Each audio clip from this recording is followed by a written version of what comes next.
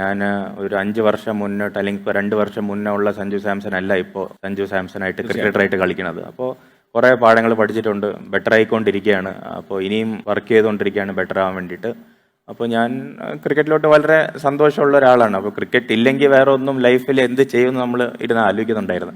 അപ്പോൾ അത്രയ്ക്കും ക്രിക്കറ്റ് ആണ് ലൈഫ്.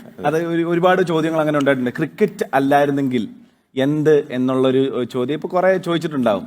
ശരിക്കും ആലോചിച്ചിട്ടുണ്ടോ അതിനെ പറ്റി? ക്രിക്കറ്റ് ഇല്ലായിരുന്നെങ്കിൽ എന്ത്? ക്രിക്കറ്റ് ആണല്ലോ ഇപ്പൊ ജീവനും ശ്വാസവും ഒക്കെ.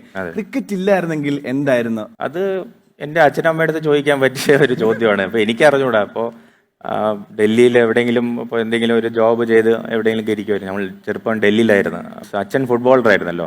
അപ്പോൾ ചിലപ്പോൾ ഒരു ഫുട്ബോളറായി മാറായിരുന്നു, ചിലപ്പോൾ ഒരു ഡൽഹി പോലീസായി മാറായിരുന്നു. അപ്പോൾ ചിലപ്പോൾ ഞാൻ പണ്ടൊക്കെ ഇന്റർവ്യൂലൊക്കെ പറയും ഒരു IPS ആയി മാറുമായിരുന്നു എന്നൊക്കെ.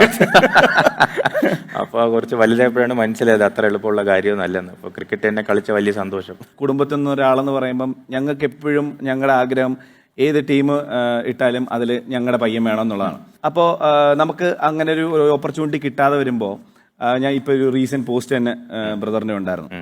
അപ്പം ആ ഒരു പോസ്റ്റിന്റെ ഒക്കെ പുറകിൽ ഒരു സങ്കടമാണോ അതോ ദേഷ്യമാണോ അങ്ങനെ ഓപ്പർച്യൂണിറ്റി നമുക്ക് അങ്ങനെ ലഭിക്കാതെ വരുമ്പോൾ? അത് സങ്കടമല്ല. അത് ഞാൻ അങ്ങനെ റിയാക്ട് ചെയ്യാറില്ല, ഒട്ടും റിയാക്ട് ചെയ്യാറില്ല. അപ്പോൾ ഞാനത് റിയാക്ട് ചെയ്തതെന്ന് വെച്ചാൽ അതിന്റെ അർത്ഥം it is what it is എന്നുള്ളൊരു ക്യാപ്ഷനാണ് ഇട്ടത്. അപ്പൊ അതിന്റെ അർത്ഥം എന്ന് പറഞ്ഞാൽ it is what it is എന്ന് പറഞ്ഞാൽ ലൈഫ് നമുക്ക് പലതും ആഗ്രഹിക്കാം. നമുക്ക് ഇന്ന് ഇവിടെ ഇരിക്കുമ്പോൾ എനിക്ക് നാളെ അത് ചെയ്യണമെന്ന് ആഗ്രഹിക്കാം, അല്ലെങ്കിൽ നാളെ അതായി മാറണമെന്ന് ആലോചിക്കാം. പക്ഷേ ലൈഫ് നമ്മുടെ പ്ലാൻ അനുസരിച്ച് പോകണമെന്നില്ല. Sometimes we have to just accept it is what it is. നമുക്ക് ഇനി മുന്നോട്ട് പോവാം, ഇനി പോസിറ്റീവായിട്ട് അതിനെ കണ്ട് മുന്നോട്ട് പോകാം. ഞാൻ ആ രീതിയിൽ അതിൽ സങ്കടവും ദേഷ്യവും ഒന്നല്ല അതിന്റെ ബാക്കിൽ.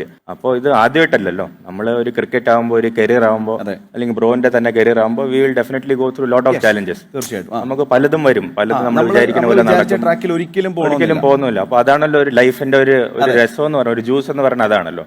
അപ്പൊ അതിലൂടെ നമ്മൾ പോകുമ്പോൾ ഒരു രസമാണ്. അപ്പൊ നമ്മൾ ഇന്ന് വിചാരിക്കുന്ന പോലെ നാളെ എല്ലാം നടന്നു തുടങ്ങിയ പിന്നെ ഒരു ബോറായി മാറൂലേ. അപ്പോൾ ഒരു രസത്തിലൂടെയൊക്കെ പോകുമ്പോൾ നമ്മൾ ഇമോഷൻസ് ഉണ്ടാവും. അപ്പോൾ ഇമോഷൻസിനെ നമ്മൾ എങ്ങനെ ഓൾട്ടർ ചെയ്യും? നമുക്ക് ദേഷ്യപ്പെടാം, ഡിസപ്പോയിന്റഡ് ആവാം, നമുക്ക് കുറ്റം പറയാം. പക്ഷെ ഞാൻ ചെറിയ പ്രായത്തിൽ എൻ്റെ മുകളിൽ ഫോക്കസ് ചെയ്യാനാണ് ഇഷ്ടം.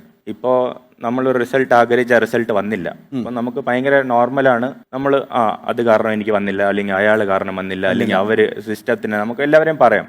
പക്ഷെ എൻ്റെ ഒരു ശീലം ചെറുപ്പത്തിലെന്ന് വെച്ചാൽ എൻ്റെ ലൈഫിൽ എന്തെങ്കിലും എനിക്ക് നടക്കാതിരിക്കുന്നുണ്ട്.